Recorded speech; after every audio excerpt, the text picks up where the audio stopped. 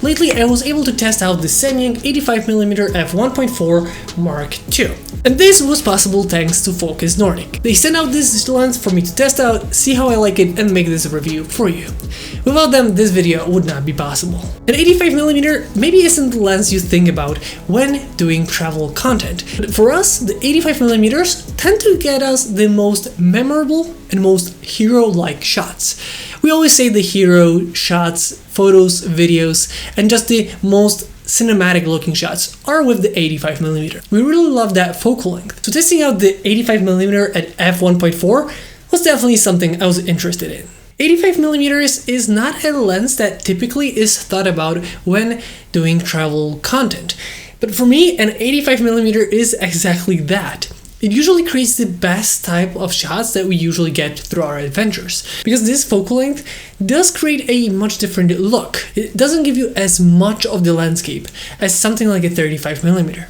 But for us, an 85mm is usually the one that gives us the best looking shots during our travels. And the Samyang 85mm is a great focal length and a great lens. But what makes it that good? It is an 85mm and it is, you know, this size an 85mm would be, but the build quality is pretty nice, even though it's super lightweight for an 85mm. It is definitely lightweight, and other 85mm that we tested are usually much heavier. This feels super lightweight, so it's pretty nice for travel or if you want to carry it around, but it's really nicely built. So it's lightweight, but also feels pretty solid and good in hand. It is on the more plasticky side because this is not like a metal design, but it is a super lightweight and good in hand lens. It isn't too heavy, which is also nice. It doesn't overwhelm you with that front heaviness. Also, if you look at the glass element at the front, it is super nice. That glass is definitely really nice. Not only that, in terms of just the build quality, not only we have a button here that we can set two different things, we also have the custom M1 and M2, so you can set different things to this switch for this lens. It just adds more functions to this lens. But let's get to the most important part, because the build quality is nice, but how good is the lens and how good the photos and videos look from it? At 85mm you get that nice background separation, but at the same time it's the background compression. I would say that the 85mm just brings that compression a little bit so that background is closer to your subject, which is super cool when you want to actually show that location in a much different way. Or something way in the distance can be brought so much closer to your subject. That is why we love 85mm during our travels, because it brings that background much closer to us, but at the same time, with a f1.4 that we have on this lens, there is a nice background separation in terms of the bokeh, the background blur. And the f1.4 is definitely a wide open lens, which creates a lot of that separation. So it's kind of like playing on the two different things, with the 85 bringing that background closer, but at the same time having it blurred out. But even at f1.4, we notice that this lens is super extra sharp. Like literally you can zoom into the photos and see that it's super sharp, even wide open at f1.4, which was a nice surprise, because usually the lenses tend to be a little bit less sharp the more you open it up. But this one, even at f1.4, which we shot most of our photos and videos at, it was super sharp. If you're enjoying the way I edit the photos in Lightroom, check out the links down below for my Lightroom preset packs.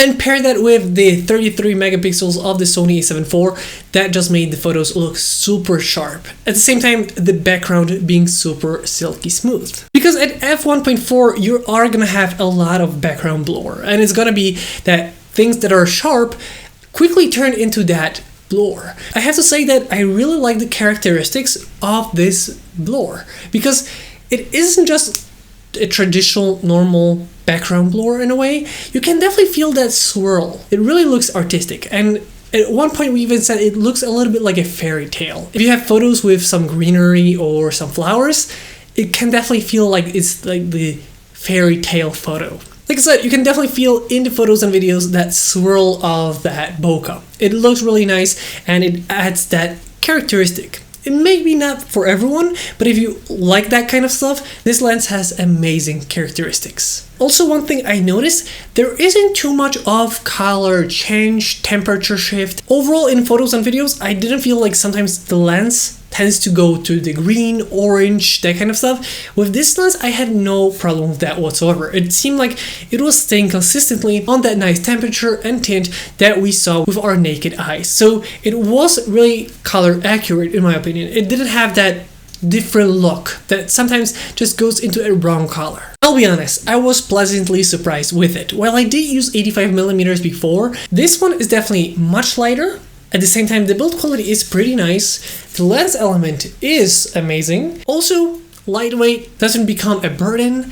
And not only that, at f1.4 you really get that background separation with the background blur that is really characteristic with that nice swirl look. Not only that, it is an 85mm. It's always gonna make that character look super nice. We always say that hero shots in our videos or the photos are made with the 85mm. And that is what I feel like the 85mm f1.4 from Samyang is best for those hero shots. If you're enjoying the music in this video or in any other of my work, check out the link down below for Epidemic Sound. With the link down below, you get a 30 days free trial. With that being said, if you have any more questions about the Samyang 85mm f1.4 Mark II, let me know in the comment section down below. With that being said, I hope you guys enjoyed this video. If you did, don't forget to like, comment, and subscribe. I hope you guys enjoyed this video once again, and I'll see you next time.